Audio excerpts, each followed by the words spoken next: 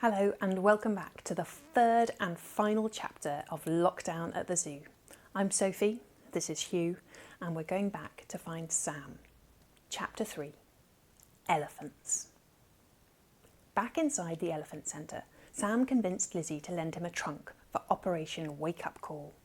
The elephants had an elephant flap so that they could always go in and out, but to get sunshine indoors, they'd need to open the enormous side doors, usually reserved for deliveries of huge hay bales.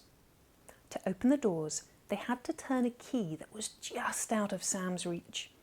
At Lizzie's suggestion, he climbed onto her shoulders and wobbled precariously, but Lizzie held up her trunk for him to steady himself with one hand, and he could just reach the key with his fingertips of the other.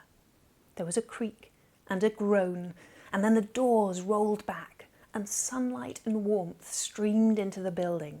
"High five," said Sam, bumping Lizzie's trunk.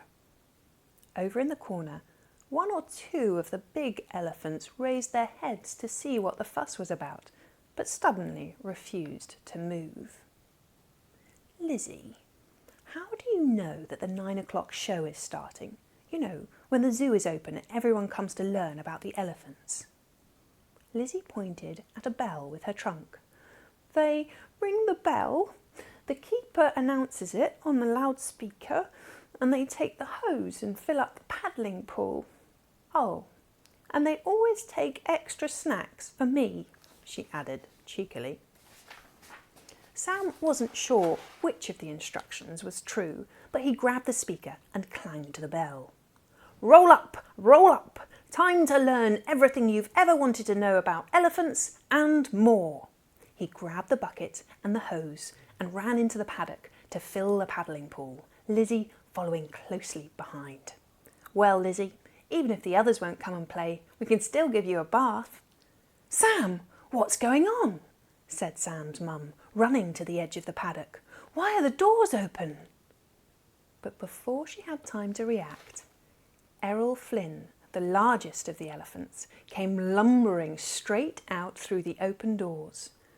One by one, Elspeth, Edward, Esther and Evelyn all followed suit. Next came a football, and behind that, Lizzie's slightly bigger sister, Eleanor.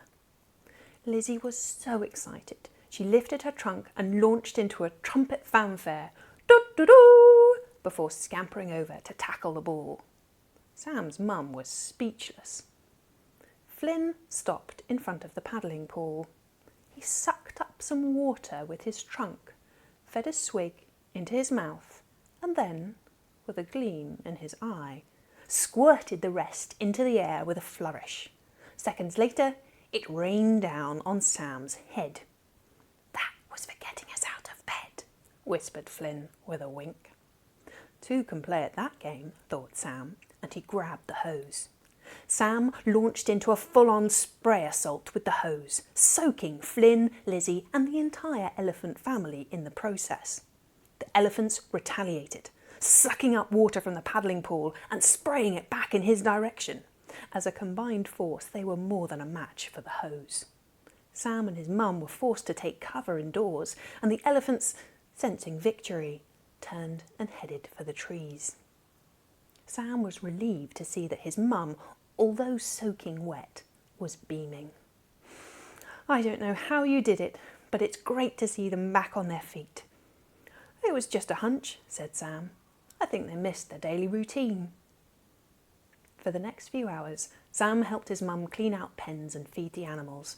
She was so surprised by the energised elephants and the perky penguins that she gave him 20 bonus Lego points. While his mum wasn't looking, Sam had a chat to Grace the giraffe, Benjamin the baboon, Ollie the otter and Thomas the tiger.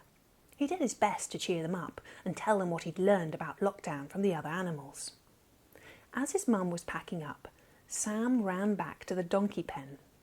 Derek already looked much happier, knowing that Zelda had her favourite flavour of ice cream. Sam whispered the message from Zelda into Derek's ear, and his cheeks flushed pink once more. Later at home that evening, Sam's dad came to tuck him up in bed. "So, 20 bonus Lego points, eh? Sounds like a good day's work," said his dad. Did you have a good day at work? Asked Sam. Not really, admitted Sam's dad. I never thought I'd say this, but I miss going to work. I'm finding this whole lockdown thing quite difficult. Sam remembered the zebras and gave his dad a big, warm hug and nuzzled into his shoulder. Dad, said Sam, I spoke to some very wise people today. Tomorrow, why don't we try and start our day early with a quick workout, preferably in the sunshine? And if you feel sad, it's much easier for you to phone a friend than it would be if you were a donkey. Oh, and doing kind things for people can really cheer you up. Sam's dad peered at him curiously. That sounds like good advice, he said. Yes, said Sam. And one more thing. This was from a lady called Zelda. This is important.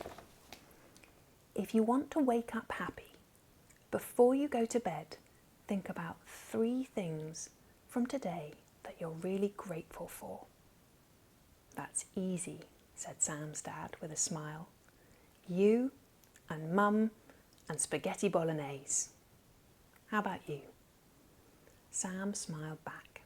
He thought about Percy the penguin whizzing into the water, Derek the donkey blushing from ear to ear, high-fiving with Lizzie's elephant trunk, and Zelda's eyes lighting up at the sight of salted caramel ice cream.